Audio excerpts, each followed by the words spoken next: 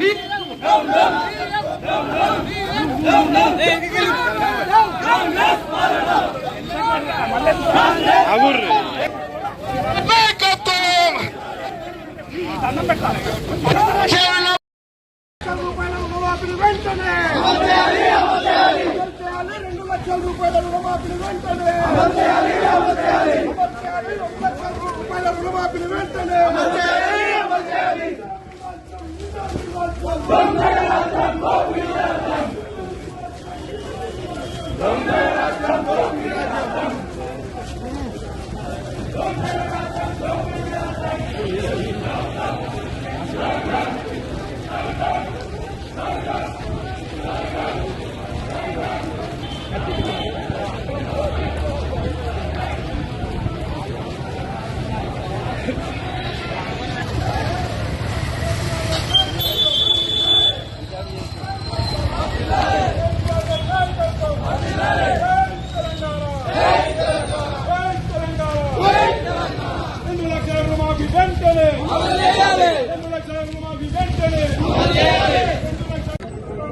రైతు రుణమాఫీ మీద గజ్వేల్ నియోజకవర్గంలో పెద్ద ఎత్తున రైతుల సహకారంతో రుణమాఫీ అయినటువంటి రైతు కుటుంబాలతో ఇవాళ ఒక ర్యాలీ ఏర్పాటు చేసి ఆర్డీఓ వారికి రిక్వెస్ట్ రెఫరెండం ఇవ్వడం జరిగింది.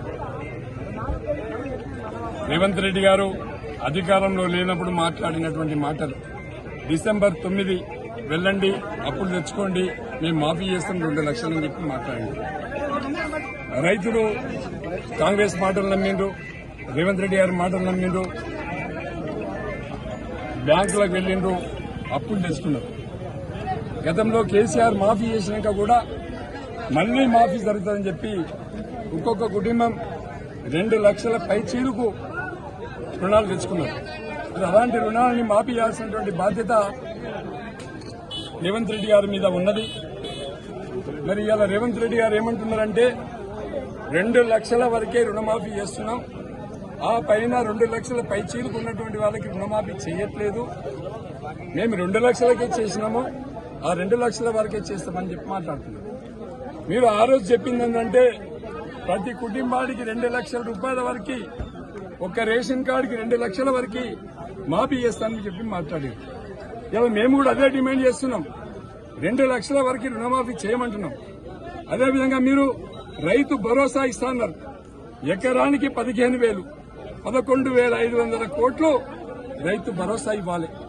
కూలీ రైతుకు 12,000 రూపాయలు ఇస్తాన్నారు, కౌలు రైతుకు